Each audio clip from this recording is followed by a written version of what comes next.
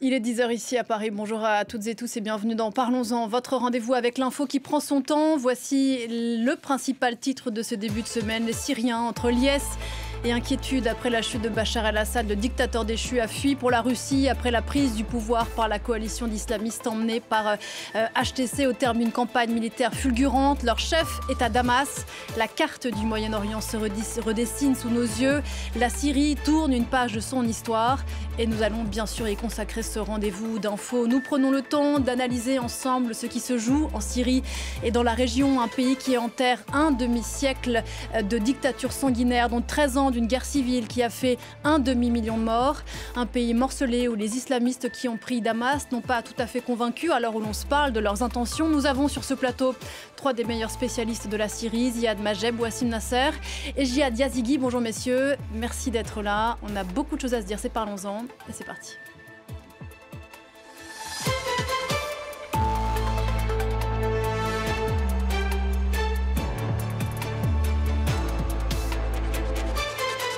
Et bonjour Ziad Majed. Bonjour. Et merci d'être sur ce plateau. Politologue, professeur d'études sur le Proche et le Moyen-Orient à l'Université américaine de Paris, auteur de Syrie, la révolution orpheline et Dans la tête de Bachar el-Assad, qui sont tous les deux sortis chez Actes Sud.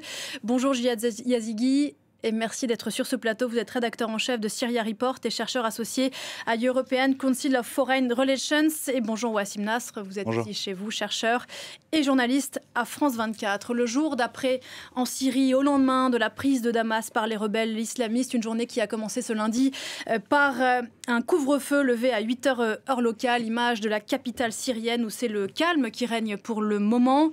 Après 24 heures de liesse depuis l'annonce de la chute de Bachar el-Assad et son départ forcé en Russie, la foule ces dernières heures a envahi les lieux du pouvoir déchu, le palais de l'ex-dictateur, son garage rempli de voitures de luxe, mais aussi les prisons où s'entassaient parfois depuis des dizaines d'années les opposants du régime. Ils ont été libérés, la Syrie ce 8 décembre 2024, alors que l'avenir est loin d'être écrit. Le nouvel homme fort du pays a pris la parole, et ça n'est pas un hasard, depuis la mosquée des Omeyyades à Damas, au lieu de l'islam sunnite. On l'écoute. Cette victoire, mes frères, c'est une nouvelle histoire qui s'ouvre pour toute la nation islamique. Cette victoire, mes frères, c'est une nouvelle histoire pour la région.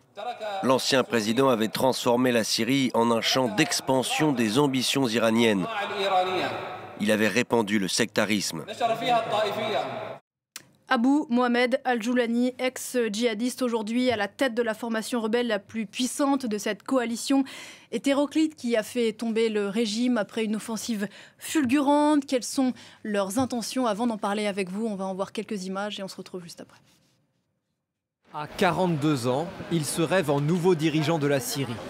En une dizaine de jours seulement, Abou Mohamed Al-Joulani a mené les rebelles islamistes jusqu'aux portes du pouvoir à Damas. Qui sont les nouveaux maîtres de la Syrie? L'offensive a été menée par le groupe Hayat Tahrir al-Sham, HTS, une ancienne branche d'Al-Qaïda en Syrie qui dit avoir rompu avec son passé. Son chef s'est métamorphosé en quelques années. L'ancien combattant d'Al-Qaïda, mis à prix par les États-Unis, a abandonné le turban djihadiste au profit de l'uniforme militaire, tout en lissant son discours. Il cherche à polir son image afin d'apparaître comme une alternative pragmatique au régime syrien. Mais dans son fief d'Idlib, où il a installé un gouvernement local, le groupe a été accusé d'exactions, qui s'apparentent selon l'ONU à des crimes de guerre. Cet homme affirme que son frère a été tué sous la torture. Il a été battu jusqu'à l'évanouissement. Il est resté suspendu plusieurs jours sans manger ni boire, juste pour qu'il avoue ce que ses geôliers voulaient entendre. Après des manifestations, le groupe HTS dit avoir mis au banc ses éléments les plus extrémistes. On ignore si cette métamorphose est sincère ou purement stratégique. Le groupe compterait quelques 30 000 combattants, parmi lesquels plusieurs dizaines de Français. Quel avenir se dessine à présent pour la Syrie? Pour cette offensive éclair, HTS a temporairement uni ses forces avec plusieurs factions rebelles islamistes, certaines soutenues par la Turquie. Mais le partage du pouvoir pourrait s'avérer plus difficile. La Syrie ne sera pas unie, elle est déjà divisée entre différentes entités armées qui ne veulent pas poser les armes. Ça va être quand même extrêmement difficile de réorganiser, de réunifier tout ce petit monde sous une seule bannière. L'avenir de la Syrie dépendra aussi de la réaction des puissances étrangères. La Russie et l'Iran, alliés de Bachar al-Assad, la Turquie, qui a soutenu les rebelles, ou les États-Unis derrière les Kurdes. Tous sont à présent engagés dans une course pour préserver leurs intérêts après la chute du régime Assad. Voilà, avec une précision, la photo présentée comme une image d'archive d'Abou Mohamed al-Joulani, visiblement n'était pas la bonne. On va bien sûr débattre notamment de ce qui s'est dit à l'instant dans ce reportage, mais j'aimerais qu'on fasse quelque chose d'un peu contre-intuitif, qu'on essaie d'aller contre le temps médiatique qui va toujours très vite et qu'avant de considérer les conséquences pour ce Moyen-Orient dont la carte vient de se redessiner, qu'on prenne le temps de se dire ce que signifie ce qu'on vient de vivre là ces dernières 24 heures, ces derniers 15 jours. D'abord peut-être avec vous, Jihad Yazigi, le Syrien de ce plateau.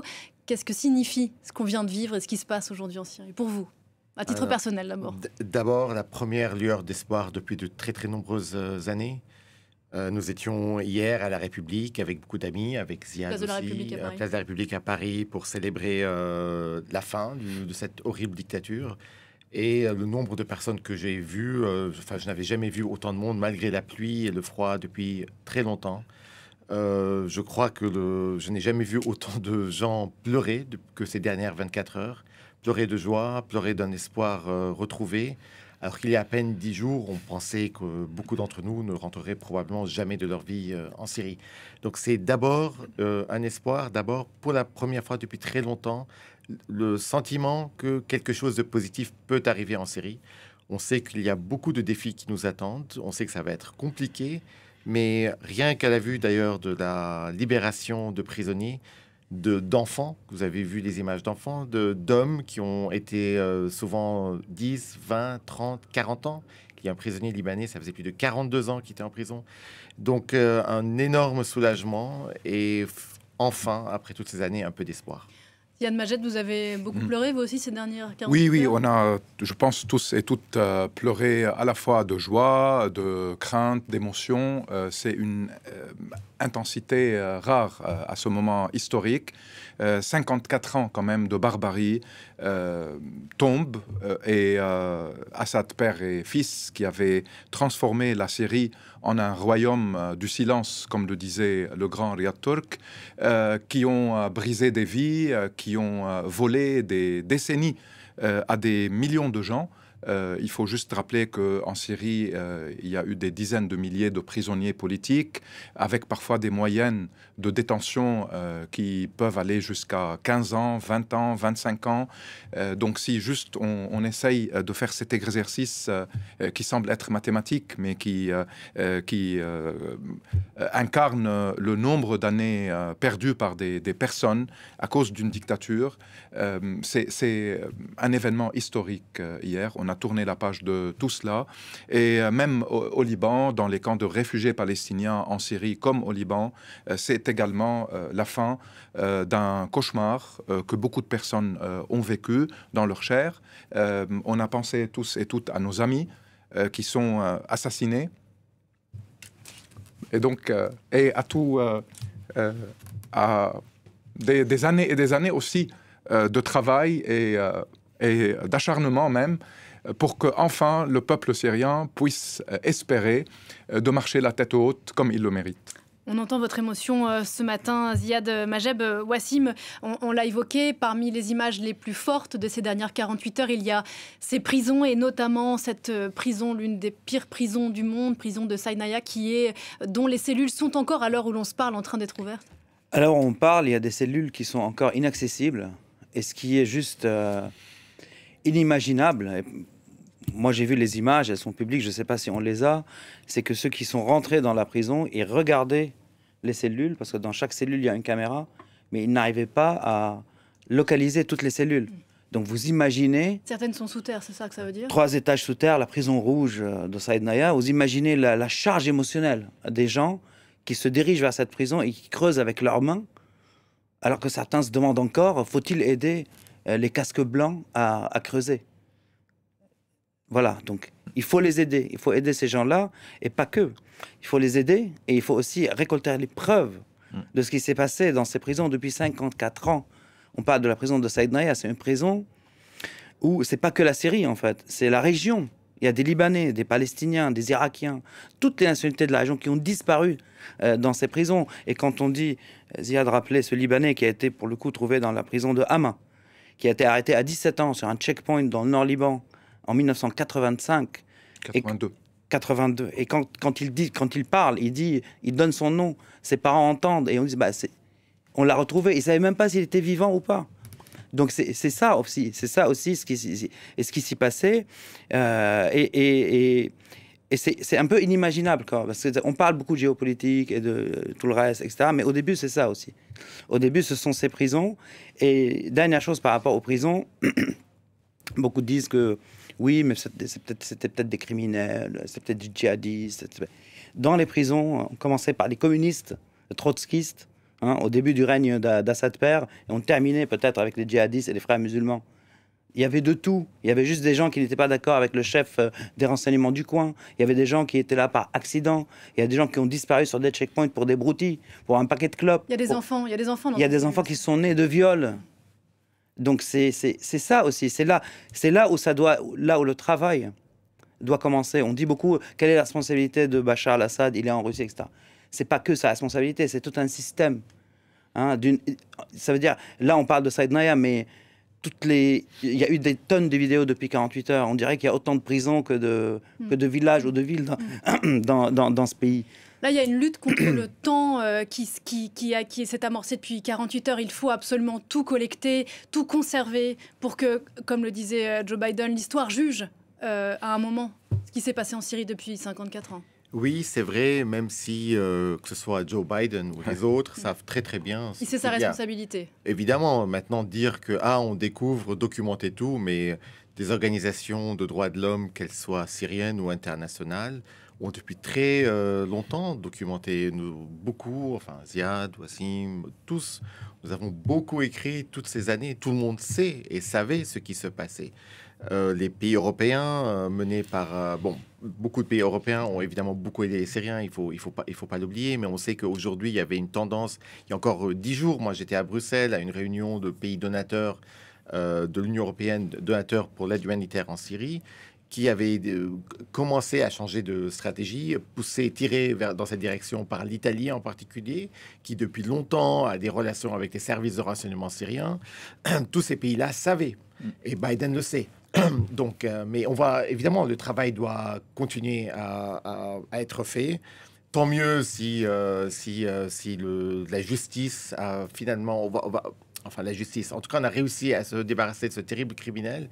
Si on arrive à les juger, et il est possible qu'on arrive à les juger, ce sera quelque chose de absolument formidable. Bachar el-Assad qui est aujourd'hui en Russie, chez l'allié de toujours, je voudrais qu'on continue à parler de lui.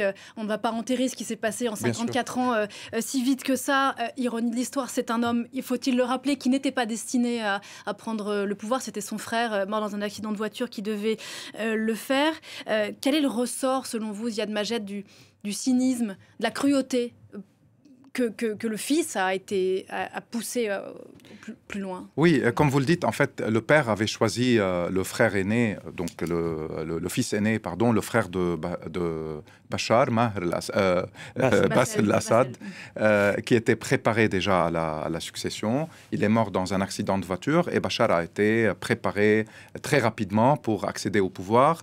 Il y avait même au niveau de la constitution un problème parce que la constitution syrienne stipule que le président doit avoir 40 ans. Bachar, en 2000, n'avait que 34 ans. On lui a modifié la constitution pour lui permettre de prendre le pouvoir. Et il faut rappeler aussi qu'il a été assez bien accueilli par les Occidentaux qui, par des logiciels, à mon avis, à la fois racistes et simplistes, disaient que ce monsieur, puisqu'il a vécu quelques années en Occident, doit être différent de son père, comme si le fait de naître dans la région peut justifier plus tard une barbarie, tandis que d'avoir passé une année ou deux à Londres, il va être l'un des nôtres, comme l'avait dit Tony Blair dans le temps. Donc Bachar al-Assad n'avait pas l'expérience, certainement, mais en même temps, il avait le modèle de son père, Et il voulait montrer qu'il peut être encore plus féroce que son père, avec un complexe s'agissant de ses deux frères militaires. Lui, il ne l'était pas. S'agissant de son oncle aussi, et pas seulement de son père, son oncle qui vivait en France et qui a été décoré en France même après les massacres de Hama en 1982. Donc Bachar al-Assad a profité non seulement de l'héritage et du système, mais même de certaines complicités, qu'elles soient occidentales ou dans la région, par les régimes arabes, soutenus par la Russie évidemment, par l'Iran. Et les rares moments d'espoir durant son mandat, au début c'était autour de 2000-2001, quand on évoquait un certain printemps de Damas avec des pétitions, des déclarations, des salons, des discussions, des intellectuels et des opposants qui réclamaient juste le retour des exilés, la libération des prisonniers et d'en finir avec l'état d'urgence. L'état d'urgence, pour le rappeler, a été imposé le 8 mars 1963, quand le parti Baas a pris le pouvoir. Cet état a été maintenu par Assad père, puis par Assad fils, et cet état d'urgence interdit la création des partis politiques, la création des associations, les rassemblements, l'expression, la liberté, etc. C'est ça qu'on enterre aussi aujourd'hui. Tout cela est enterré avec le système carcéral dont mes amis, mes collègues ont parlé, un système qui, dans un sens, est ce que représente la Syrie des Assad. Un système de torture, de disparition forcée. Aujourd'hui, Saïd Naya, qui a remplacé Palmyre comme étant le symbole de la barbarie carcérale. Il paraît que dans les sous-sols, il y a des systèmes électriques qui ont été codifiés et quand le régime est tombé, les geôliers n'ont pas laissé même les codes pour pouvoir ouvrir des... même pour l'oxygène, même pour aérer. Même, il y a des craintes que la ventilation a été arrêtée, et d'où la course contre la montre aujourd'hui pour les secouristes qui essayent de creuser et de trouver si jamais il y a des survivants encore. Et il faut rappeler quelque chose, j'ai oublié de dire, que parmi les gens qui disparaissent depuis 52 ans et qui sont incarcérés, il y a de tout. Donc il y a quand j'ai dit communistes, c'était des alaouites communistes. Et quand je dis des chrétiens, c'était des chrétiens qui, pendant la guerre au Liban, il y a eu des chiites aussi, parce qu'à un moment, même le régime d'Assad père était en confrontation avec certains chiites. Donc c'est ça aussi, c'est pas juste un régime qui incarcérait les autres et qui protégeait sa communauté. C'est un régime qui incarcérait tout le monde.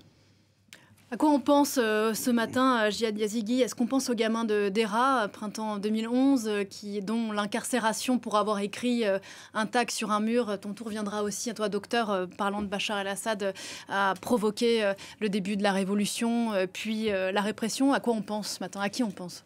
On pense à ses enfants, on pense à tous les amis qu'on a perdus et qui ne sont pas là, à tous les jeunes, hommes et femmes qui sont sacrifiés pour qu'aujourd'hui on arrive à ce jour-là.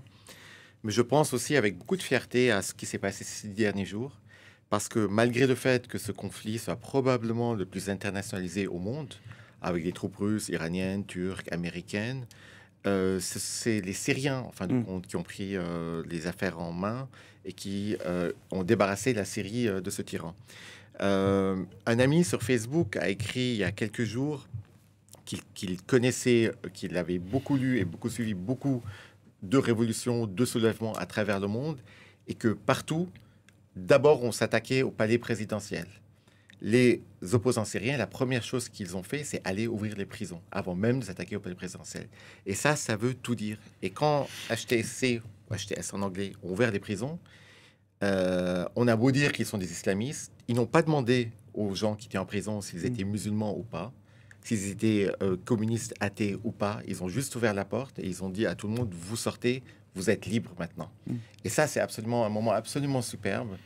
Et c'est quelque chose, je pense, qui aussi va être un capital sur lequel on pourra se fonder pour l'avenir. Parce que contrairement à l'Irak, par exemple, qui a été débarrassé de son dictateur sanguinaire par les troupes américaines avec une grande violence, les Syriens l'ont fait eux-mêmes. Et je crois que de façon symbolique, c'est quelque chose de très important pour l'avenir. On va revenir bien sûr sur HTC dans un instant et que vous connaissez particulièrement bien. Wassim, je voudrais qu'on parle quand même des réfugiés, des déplacés. 14 ans presque de guerre civile, c'est 6 millions de déplacés à l'intérieur de la Syrie, 6 millions de déplacés à l'extérieur de la Syrie et notamment en Turquie.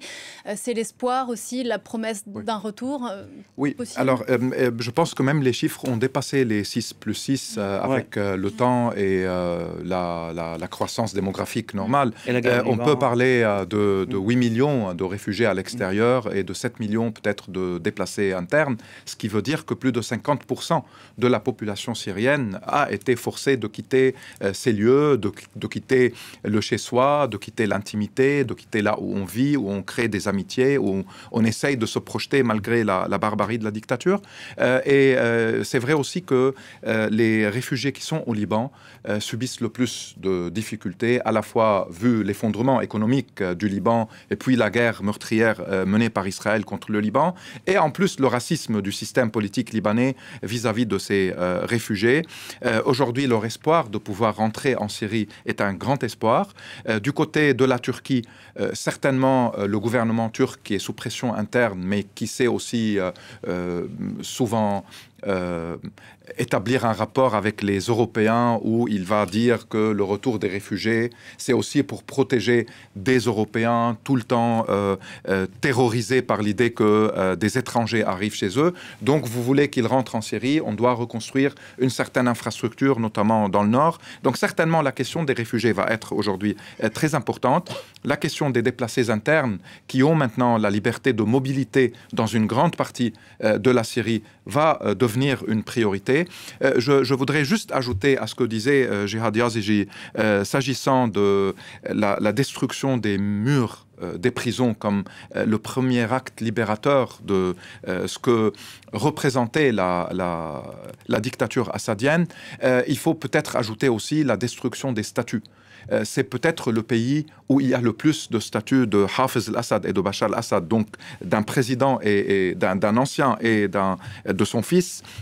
C'est un record, que ce soit au niveau de la construction de ces monuments qui cherchent à écraser la société syrienne, à lui montrer qu'elle est tout le temps observée, que les Assad sont dans tous les espaces publics, et en finir avec ces statuts, c'est en finir avec le slogan du régime qui en arabe rime, Assad ilal abad, l'Assad pour l'éternité. Donc Assad qui cherchait aussi à maîtriser le temps politique, à éternaliser le pouvoir. La destruction de ces statuts et des murs des prisons, c'est aussi le retour au temps politique et c'est la recherche du temps perdu, pour parler d'une manière un peu plus littéraire, disons. Ouais, Après, le facteur déplacé est aussi très important dans la mesure... La semaine dernière, vous dites que c'était le terreau sur lequel dont s'était nourrie cette fulgurante offensive Exactement, de la coalition. parce que, c'est-à-dire moi quand j'y étais, j'ai vu un camp où il y avait 1,5 million. Je précise que vous étiez Voilà, à Idlib. il faut imaginer ce que c'est 1,5 million de personnes. Okay. Donc, et ça, c'était une grosse pression pour l'administration, le gouvernement du salut, de HTC. Ces gens-là mettaient une vraie pression après avoir passé 7-8 hivers dans les tentes sur Joulani lui-même. Il y avait des manifestations tous les jours qui contestaient l'administration de Joulani parce qu'ils disaient il faut ouvrir les fronts, on veut rentrer chez nous, vous êtes en train de stabiliser, de faire des accords avec les Russes, avec les Turcs, etc. Lui, il prépare sa campagne militaire. En plus, ils ont été frappés par le tremblement de terre de 2022. Et par les frappes russes. Et par les frappes on russes. oublie aussi qu'avant que Joulani déclenche ces combats, tous les jours, il y avait des frappes russes. Les Russes essayaient leurs mini-drones sur les habitants, des bombardements de l'armée syrienne. Et donc, les déplacés, donc l'enfant qui est parti avec sa famille d'Alep à 12-13 ans, là, il est combattant et il rentre chez lui, à l'ouest d'Alep. C'est ça qui a fait la force aussi. On a vu les images, ce sont des villages, je ne dis pas villages désertés, des villages désossés. Il n'y avait plus rien. C'était des casernes, il y avait des milices. Donc les gens rentraient chez eux facilement, on va dire. Ils se battaient pour rentrer chez eux. Et c'est comme ça qu'à chaque fois, les gens de Homs ont combattu à Homs, les gens de Khan Sheikhoun ont combattu à Khan Sheikhoun, etc., etc. Et ça fait une force importante. Et ça aussi, ça a fait que Joulani baisse la pression chez lui. Et ça fait partie aussi des choses qu'il a dû dire aux Turcs pour que le président Erdogan ferme les yeux sur le début de cette offensive, que personne n'imaginait qu'elle allait finir en 11 jours avec Alep, Homs et Damas aujourd'hui. Donc le facteur déplacé est très important. Et ce qui rajoute aussi à ce qu'on disait par rapport à la nature de ce régime et de ce qui s'y passait, on a vu quand la guerre a éclaté au Liban, entre Hezbollah et Israël, parmi les réfugiés pour le coup au Liban, beaucoup ont rejoint la Syrie, sauf qu'ils ne se sont pas réfugiés dans les régions tenues par le régime. Ils ont payé des milliers de dollars pour arriver à être mis dans les déserts, dans les zones tenues par l'armée nationale syrienne, qui donc aidée par les Turcs. Donc, il faut juste imaginer ce que ça signifie pour ces déplacés de pouvoir rentrer chez eux. C'est eux aussi qui ont fait l'histoire aujourd'hui. Et c'est eux aussi, par exemple, encore une fois, quand j'y étais, le gouvernement donc du Salut essayait de gérer l'aide internationale qui arrivait à se déplacer, et ne serait-ce que savoir qui était dans ces camps, parce que tel que le numéro 2 à l'époque du groupe m'avait dit, qui est mort tué par un kamikaze de l'État islamique à cause du shift qu'ils ont fait, peut-être qu'on en parlera, il m'a dit, ces camps sont des viviers pour les djihadistes, que ce soit État islamique ou Al-Qaïda, si c'est pas pris en main et si on ne leur montre pas qu'il y a un autre projet viable pour la Syrie. Donc ça aussi, c'est très important. On oublie que le facteur humain, le facteur premier, ce sont les Syriens. Joulani a retourné la table. Il a retourné la table vis-à-vis de tout le monde. Il a remis les Syriens au centre de l'équation. Pour rebondir sur ce que vous disiez tout à l'heure, Jihad Yazigi, ce facteur humain qui explique qu'on a réussi, que la coalition islamiste a fait en 15 jours ce que la révolution n'a pas réussi en 15 ans. Oui, c'est vrai. Maintenant, il y a beaucoup de choses. Je crois qu'on a aussi beaucoup appris de ce qui s'est passé.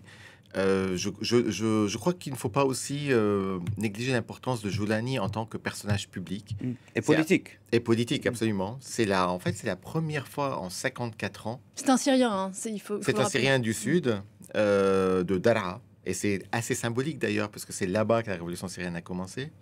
C'est aussi la première fois en 54 ans qu'il y a une personnalité publique, politique syrienne qui apparaît sur la scène publique syrienne qui n'est pas un Assad. Et ça, c'est très important parce que les régimes totalitaires de ce type ont besoin de montrer une figure unique, incontestable, et d'empêcher l'émergence de quelques personnes que ce soit, même en dehors de la politique, en fait.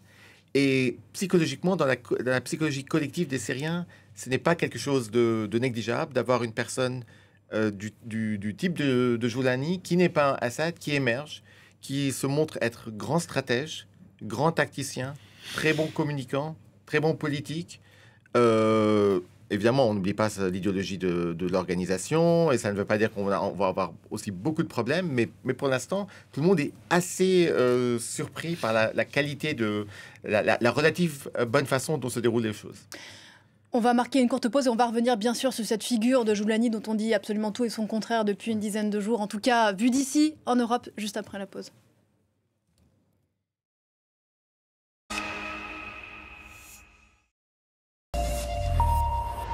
Il est 10h30 ici à Paris, la suite de notre émission et cette question, la Syrie, le jour d'après, après la prise de pouvoir à Damas par la coalition islamiste emmenée par Ayat Tahrir el-Sham et le départ forcé de Bachar el-Assad vers la Russie. On en parle avec vous, Ziad Majed. Rebonjour. Rebonjour. Politologue, professeur d'études sur le Proche et le Moyen-Orient à l'Université américaine de Paris, auteur de Syrie, la révolution orpheline et Dans la tête de Bachar el-Assad, qui sont tous les deux sortis chez Actes Sud. On en a vu les couvertures tout à l'heure. Rebonjour Jihad Yazigi, rédacteur en chef de Syria Report et chercheur associé à le European Council of Foreign Relations, je vais l'arriver.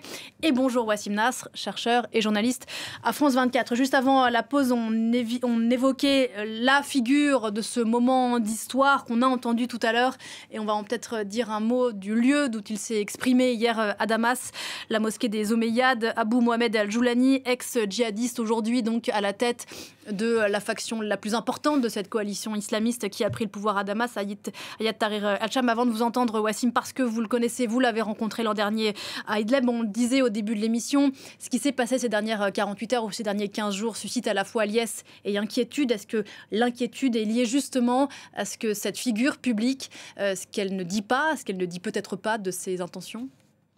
Forcément, il y a un point d'interrogation. Il y a une histoire aussi dont on ne peut pas ne pas tenir compte, si vous voulez. Mais c'est vrai que jusqu'à maintenant, à travers ses actes, ses discours, moi, son discours hier à la mosquée des Omeyyades, où il condamne le sectarisme du Bachar el-Assad, tous les signaux sont quand même positifs. Et moi, ce que je voudrais souligner aussi, c'est que parmi les communautés qui sont supposées avoir soutenu, qui sont supposées avoir soutenu le régime, ce qu'on entend jusqu'à maintenant est aussi assez rassurant. Moi, je sais il y a un entrepreneur qui fait partie de la chambre de commerce syro-iranienne, qui est lui-même un Damascène chiite. La communauté chiite de Damas est une très ancienne communauté qui a envoyé un message de soutien à Joulani, en fait, à l'opposition. Je viens moi-même d'une région chrétienne aussi, où les principaux médias, surtout les pages Facebook, publient des messages très conciliateurs, très neutres. Et donc, on a quand même le sentiment qu'à travers tout le pays, il y a une volonté d'apaiser les choses. Il y a le sentiment que ce qu'ils perçoivent est également porteur d'espoir, ou en tout cas d'une fin de conflit qui peut être pacifique. Comparaison n'est pas raison, mais Ziad Majed, on le sait, dans d'autres pays, d'aucuns qui se sont montrés comme des réformistes n'ont pas tenu parole. Qu'est-ce qui nous fait nous dire qu'en Syrie aujourd'hui, ça ne sera pas le cas? Alors, je pense qu'il faut dire peut-être trois choses. La première, c'est que de toute façon, pour les Syriens, tourner la page de 54 ans d'Assad, père et fils, c'est déjà une victoire, un exploit et porteur d'espoir, avec toutes les inquiétudes justifiées, avec toutes les craintes possibles. La deuxième, c'est que l'alliance que mène aujourd'hui militairement Joulani n'est pas si homogène que ça. Donc, il peut y avoir aussi des rapports de force, même si HTC, c'est la colonne vertébrale militairement parlant. Mais ce qu'on a vu, c'est qu'avec les victoires militaires dans le nord et dans le centre, ce qui s'est passé, par exemple, dans le sud ou dans les faubourgs de Damas, dans la Ghouta ou ailleurs, c'était plus des soulèvements populaires avec quelques armes qui ont pris le dessus, qui ont renversé un régime corrompu, qui a perdu depuis des années toute capacité de contrôler le territoire s'il n'y a pas occupation militaire russe et soutien militaire des pro-iraniens, y compris le Hezbollah libanais. Donc il y a un changement au niveau des rapports de force au sein de la société syrienne qui est très important. Et Joulani ne peut pas monopoliser aujourd'hui le pouvoir, même si son groupe est le plus puissant. Et encore une fois, peu importe s'il est sincère dans ce qu'il dit, ou s'il est toujours dans une logique aujourd'hui pragmatique, opportuniste, qui cherche à gagner pour pouvoir s'imposer. La troisième, c'est que, évidemment, ce qui se passe est très important d'un point de vue interne, mais je ne pense pas qu'il faut non plus écarter le rôle turc dans ce qui s'est passé, du moins d'un point de vue de soutien militaire, et peut-être aussi de conseils de communication et de conseils politiques pour éviter le pire. On avait très peur de deux grands pièges par rapport à ces développements. Vous avez dit que le temps s'est accéléré en 15 jours, après 15 ans de révolution, de combat, de guerre, de destruction. C'est vrai. Mais par exemple, beaucoup de personnes avaient très peur que quand il va y avoir des combats à Homs, une ville qui à peu près a un tiers de sa population alaouite aujourd'hui, après tous les massacres qui ont eu lieu à Homs même, qu'il va y avoir des vengeances, Ça n'a pas été le cas. Ça, c'est très rassurant. Là, les régions à majorité chrétienne, souvent accusées ou du moins labelées comme étant pro-régime, il n'y a pas eu non plus des violations, des crimes, des vengeances. Donc, pour le moment, le fait que la violence n'a pas accompagné cette libération de la Syrie peut porter beaucoup d'espoir. Est-ce qu'il y a des défis après et des difficultés et des complexités qui vont s'imposer? Moi, je pense que oui. On ne peut pas guérir de 54 ans de barbarie juste avec une transition et quelques représentants crédibles d'alliances d'opposition. Non, il va y avoir un chantier plein de risques et de mines parce que le régime Assad a miné la société syrienne. Mais pour le moment, je trouve que ça se passe d'une manière qui peut permettre une transition, peut-être aussi la Syrie est sous sanction. Et Jihad connaît mieux que moi le dossier économique, mais si on commence à lever les sanctions, ça va aussi permettre peut-être à des ressources, à des revenus, d'être partagés, distribués. Donc il y a beaucoup de questions qui vont être posées bientôt. Bien sûr, et puis n'allons pas trop vite, c'est un pays effectivement économiquement exsangue après 15 ans de guerre civile. Pour revenir sur la figure de Joulani, Wassim, que vous êtes l'un des rares à avoir rencontré, ex-djihadiste, est-ce qu'il faut en avoir peur pour poser la question simplement? Pour dire les choses simplement, moi je voyais donc de loin ce qui se faisait à Idlib, et je voyais que pour la première fois, on avait quelqu'un donc comme Joulani, et pas que lui, tout son commandement, qui trouve leurs racines dans leur djihad global, ça il faut le dire, l'État islamique, Al-Qaïda, même si c'est en guerre avec les deux, qui commençait à faire autre chose à Idlib, quelque chose d'inédit, de ce qu'on connaît des mouvements djihadistes dans le monde. Et donc c'est ça, à la base, qui m'a motivé pour aller voir. Et donc, je suis allé voir de moi-même ce qui s'y passait. Et j'ai vu la construction administrative, en tout cas, de ce qui se faisait à Idlib, et tous les chantiers qu'ils étaient en train de travailler. Et j'ai vu comment la vie se passait, tout simplement. Hein, pour dire des choses banales, mais qui parlent peut-être aux gens, les femmes ne sont pas en burqa. Voilà. Il y a des femmes voilées, c'est une société conservatrice. Oui, les femmes vont à l'école, les femmes conduisent. Il y avait des gens qui fumaient, il y avait de la musique dans les échoppes. Je l'ai répété plusieurs fois, mais quand je suis rentré il y a 1 an et demi, les gens me riaient au nez. Ils disaient, mais c'est pas possible, c'est village Potemkin. Mais j'ai surtout aussi vu les minorités. Donc j'ai été visiter les 3 derniers villages où il y avait encore des villageois, que des personnes âgées et des enfants en bas âge. Et j'ai rencontré un prêtre envoyé par le Vatican, qui n'est pas syrien. Je n'en ai pas sa nationalité, voilà, c'est peut-être pas le moment. Et j'ai rencontré un autre prêtre syrien qui n'a jamais quitté son village, qui était lui-même otage du Front al-Nusra d'Al-Qaïda, qui m'a montré ses mains, qui m'a montré les traces de sa torture et de sa prise en otage, et qui était l'interlocuteur du représentant des minorités, Bachir al-Ali, de HTC. Et j'ai assisté à une choura, donc une négociation, pour une restitution d'une partie des terres et des vergers aux chrétiens, ou du moins qu'ils touchent un loyer de ceux qui les occupent. Et parmi les dossiers difficiles, c'était comment rendre les terrains et les maisons occupés par exemple par des djihadistes étrangers. Et ça, c'était un grand défi pour l'administration de HTC. Donc quand il fait des choses, c'est pas gratuit. Et il y avait des limites. Les carillons s'en est pas. Mais les messes étaient dites tous les jours. Donc quand je parlais avec ce prêtre qui depuis a été nommé évêque par le Vatican, évêque d'Alep, il me dit, moi-même j'étais otage, j'ai jamais voulu quitter ma ville. Maintenant, on est mieux lotis qu'avant. Et d'ailleurs, l'entente qu'on a fait avec HTC nous a coûté aussi des bombardements de l'aviation syrienne. Et juste dernier détail par rapport à ça, ça va éclairer un peu le propos. Ces derniers jours, il y a eu des rumeurs insistantes sur le fait que cet évêque-là, Hanna Jallouf, a été nommé gouverneur d'Alep. Alors là, les gens ont pensé, oui, c'est de la communication d'HTC, etc. Mais en fait, pas du tout. C'est la communication des ennemis d'HTC. Parce qu'ils savent qu'un des dossiers les plus durs à gérer pour Jolani, c'est les radicaux chez lui.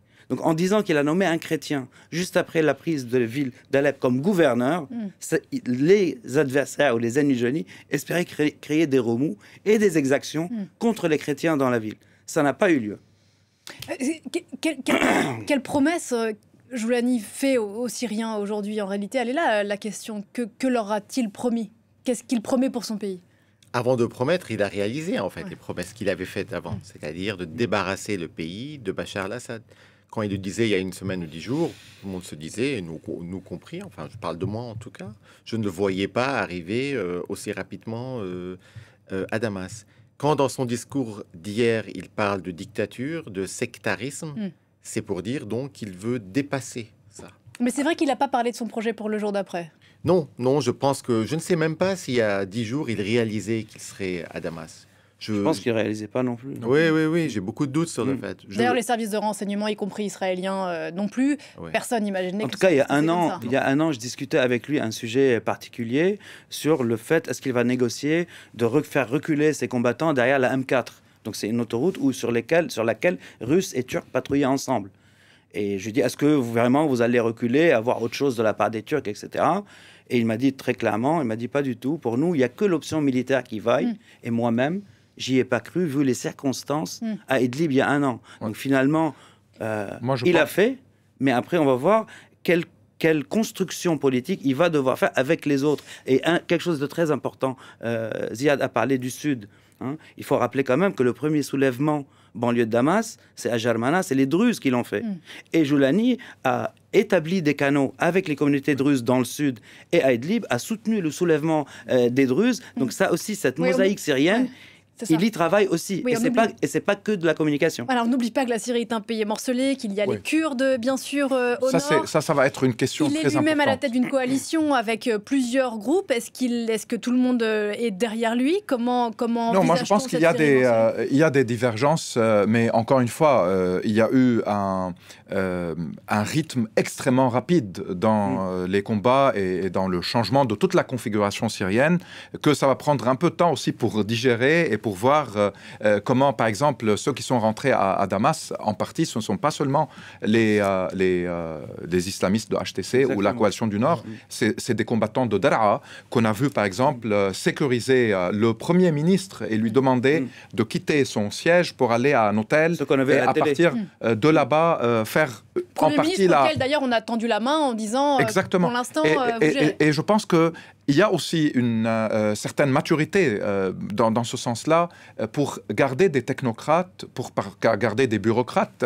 Il faut continuer à faire fonctionner ce qui reste de l'État et non pas d'aller comme les Américains l'ont fait en Irak dans une politique qu'ils ont appelée de bassification qui a détruit l'État irakien et les forces de sécurité et militaires irakiennes et contribuant ainsi à la création de Daesh. Donc là, je pense que pour le moment, encore une fois, c'est une transition qui commence d'une manière qui reste inquiétante, mais qui est de plus en plus porteuse d'espoir. J'ajouterais qu'aujourd'hui, il va y avoir le grand défi kurde. Est-ce que, avec un Donald Trump, des négociations entre Turcs, Américains, Russes et autres pour trouver une solution? Est-ce qu'un système décentralisé, un système fédéral? Quel genre d'autonomie dans certaines régions que contrôlent les forces kurdes aujourd'hui? Moi, je ne pense pas toutes les régions. Il va y avoir soit des accords de retrait kurdes de villes à grande majorité arabe, comme Deir ez-Zor, Raqqa, après la prise de Manbij par la force armée et par aussi certains compromis. Il peut y avoir des combats dans le nord, mais ça va être de toute façon pour l'avenir de la Syrie une question importante pour 10% au moins des Syriens qui sont des Syriens kurdes. Et comme vous dites, c'est une mosaïque très riche. L'avenir politique et administratif, il reste à écrire, Jihad Yazigi, de la Syrie aujourd'hui. Oui, c'est évident, c'est évident. Il y a le problème confessionnel et communautaire est là, le problème de la répartition des richesses, de la répartition du pouvoir, la question de comment introduire l'identité kurde dans le cadre d'un État national. Faisons-nous un État décentralisé, fédéral, comme les Kurdes le voudraient, ou bien plutôt un État centralisé, comme beaucoup vont pousser HTS ou HTC et les autres groupes de l'opposition à faire. Il y a beaucoup de questions en suspens. Ziad a mentionné les sanctions, la reconstruction économique, l'État syrien, la société syrienne dans un état absolument abominable. Le PIB est à l'équivalent de 10% de ce qu'il était il y a 15 ans de ça.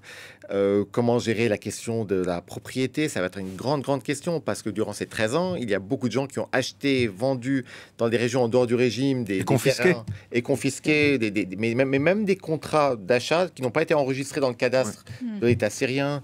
Donc vous avez, on a beaucoup de questions en jeu et je crois l'une des raisons pour lesquelles ils ont gardé le Premier ministre, c'est que HTC se rend compte aussi, Jolani se rend compte aussi que c'est quand même quelque chose de très différent de gérer un pays que de gérer Idlib. Ouais. Et j'ajouterais juste aussi l'occupation israélienne du Golan qui, depuis 48 heures, en fait, les Israéliens essayent même d'élargir leur occupation de certains territoires syriens en face du Golan. Donc ça aussi, ça va être une des questions, y compris les raids aériens et les agressions militaires israéliennes qui se poursuivent sur le sol syrien. Ce qui est assez vertigineux, c'est que tout est possible à l'heure où l'on se parle, le pire comme le meilleur pour la Syrie. On va se quitter avec des images de Damas et la joie des habitants de Damas qui ont ce drapeau de la révolution syrienne à 3 étoiles au bout des mains, au bout des bras. Merci beaucoup à tous les trois d'être venus sur ce plateau. Merci Ziad Majed. On vous lit Dans la tête de Bachar el-Assad chez Actes Sud et la révolution orpheline. Merci beaucoup Wassim Nasr. On vous entend bien sûr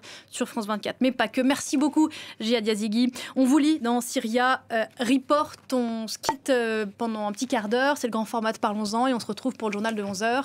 À tout à l'heure.